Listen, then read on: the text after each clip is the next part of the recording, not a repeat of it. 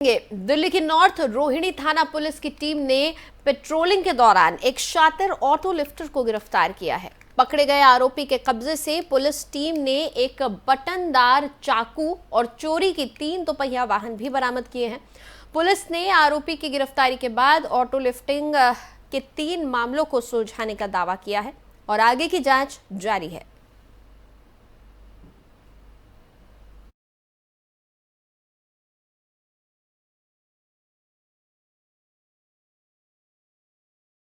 नोएडा में अपराध पर लगाम लगाने के लिए ऑपरेशन क्लीन चलाया जा रहा है। पुलिस ने 2 एनकाउंटर में 2 इनामी समेत 3 बदमाशों को गिरफ्तार किया है। एनकाउंटर में बदमाश घायल हो गए। पुलिस ने 24 घंटे में एनकाउंटर किए हैं और 4 एनकाउंटर किए गए हैं बीते 24 घंटे में। तो तस्वीरों में हम आपको दिखा रहे हैं किस तरह से जो बदमाश हैं उनको पहले पकड़ने की कोशिश की जा रही है और मुठभेड़ अगर बढ़ जाती है तो बदमाशों का एनकाउंटर भी करना पड़ रहा है।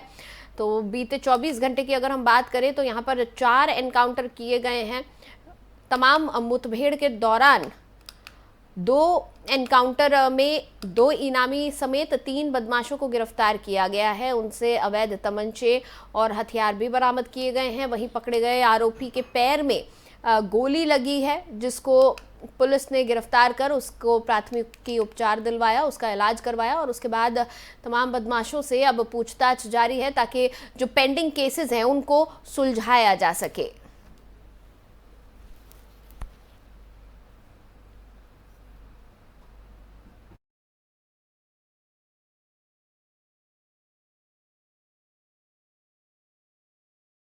इधर नोएडा में ग्रैंड ओमेक्स सोसाइटी में तीसरी मंजिल से गिरकर घरेलू सहायिका गंभीर रूप से घायल हो गई है। फ्लैट के मालिक ने महिला को नजदीक के अस्पताल में इलाज के लिए भर्ती करवाया है, जहां आईसीयू में भर्ती महिला की हालत नाजुक बनी हुई है। दरअसल ग्रैंड ओमेक्स सोसाइटी की ये घटना है जहां पर कुछ काम करते वक्त घरेलू जो महिला सहायिका है वो तीसरी मंजिल से नीचे गिर गई, जिसकी वजह से गंभीर चोटें उसको आई है। हालांकि इसके बाद जो फ्लैट मालिक है जिसके यहाँ ये सहायिका काम करती थी, उसने तुरंत उसको नज़दीक के अस्पताल में भर्ती करवाया, लेकिन फिलहाल इस महिला की स्थिति गंभीर बनी हुई है। आईसीयू में भर्ती किया गया है और इलाज लगातार जारी है। डॉक्टरों की निगरानी में है ये महिला फिलहाल।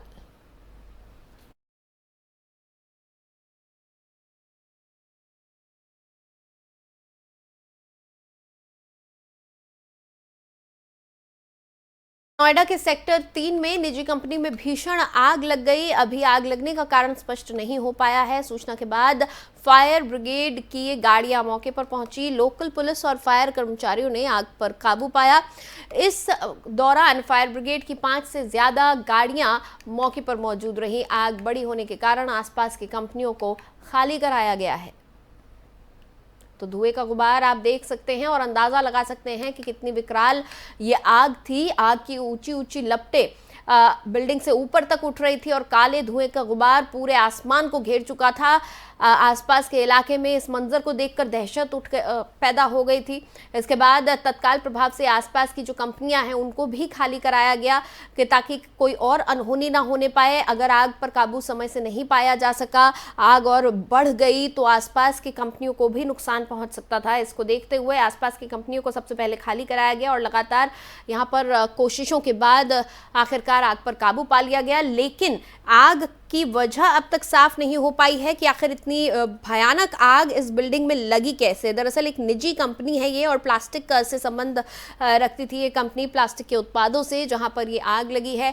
5 से ज्यादा फायर ब्रिगेड की गाड़ियां मौके पर मौजूद रहीं और घंटों की मशक्कत के बाद बमुश्किल इस आग पर काबू पाया जा सका। कहाँ लगी है, क्या है पूरा मामला?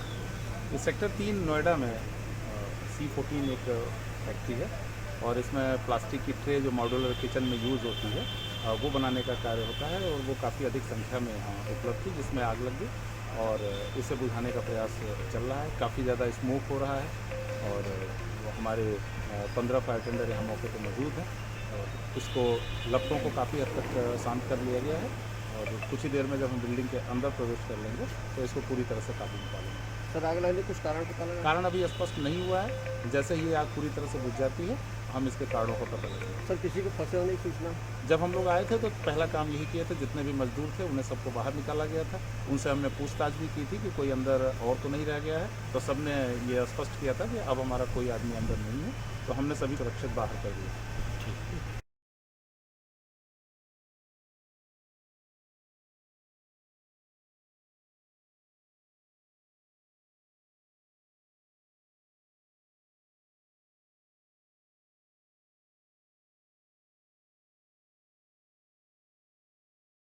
और दिल्ली एनसीआर की खबरों में फिलहाल इतना ही, मुझे दें इजाजत।